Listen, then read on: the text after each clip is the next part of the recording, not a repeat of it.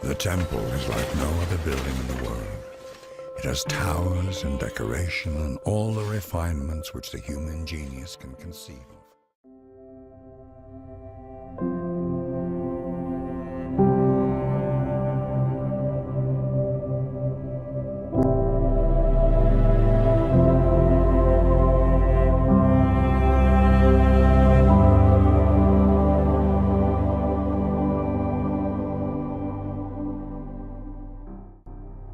Angkor Wat is nestled in the mountains of Siem Reap, Cambodia. Translated from Khmer, Angkor Wat literally means city temple. Construction began as early as circa 1116, initiated by King Suryavarman II during the Angkor dynasty. The temple and the surrounding city, Angkor Thom, cover an area of about 9 square kilometers. The moat surrounding Angkor Wat seems to represent the cosmic ocean of Hindu belief. The temple is made almost entirely out of stone sandstone, yet despite this, almost every single surface has been treated and carved with narrative or decor. The temple proper consists of 3 galleries, which are passageways running the length of the temple, and a central sanctuary.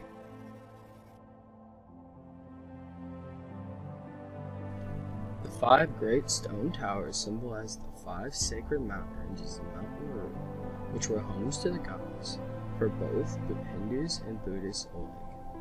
This temple represents the height of classical architecture in Cambodia. This particular architectural style had originated within Southeast Asia. It was built geometrically in order to calculate the approximate plan of the universe according to Hindu belief. It stands as the largest religious center still used today. Cambodia adopted both Hinduism and Buddhism from India and combined it with native beliefs. The temple itself is dedicated to the Hindu god Vishnu, which broke the previous tradition of dedicating temples to Shiva. Construction of Angkor Wat necessitated some 300,000 workers.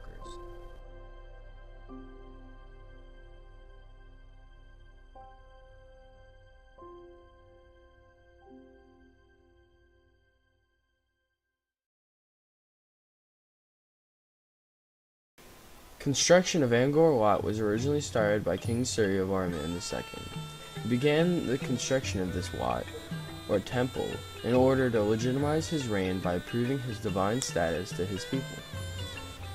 Each new Khmer king would build a new temple, each more grandiose than the last, in order to legitimize their own claims to political office and to show that the gods will provide their power and protection to the ruler, much like the Mayan rulers at Yaxchilian. By making their temple the largest and most complex, a ruler proved that their predecessors did not have the gods' blessings.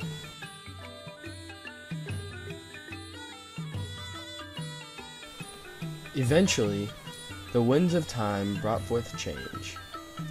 In the late 12th century, King Jayavarman VII, who is now considered the greatest Khmer Buddhist king, established the city of Angkor Thom around Angkor Wat. His mission was to make Buddhism the state religion of the Khmer, and he did just that. Jayavarman VII is considered the Bodhisattva king, a living Buddha. He is understood to have reached enlightenment, but instead chose to pull back from the brink in order to help others reach enlightenment. He imagined himself in a Dalai Lama-like role.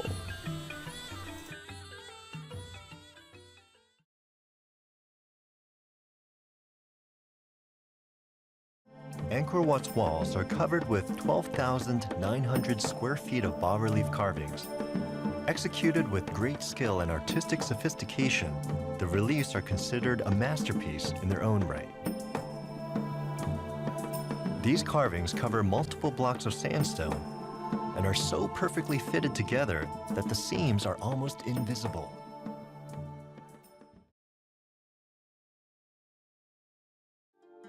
Continuing to the East Side Gallery, a visitor finds perhaps the most famous and revered of all the reliefs, the churning of the Sea of Milk. The story is the Hindu creation myth, in which gods called devas fought demons called asuras in order to reclaim order and power from the gods who lost it. In order to do this, the devas must release the elixir of life from the earth. The problem is, in order to have the elixir released, the devas and asuras must first work together, knowing that once the elixir is released, they must battle to obtain it. What other artworks can Angkor Wat be compared to? Well, the answers lie in other kingdoms exotic to us. The Mayan rulers at Yaxchilian built their temples to legitimize rule, just as the rulers over Angkor Wat built theirs. Additionally, the churning the sea of milk bas-relief details the Hindu creation myth, just as the Aztec calendar stone details Mexico creation myth.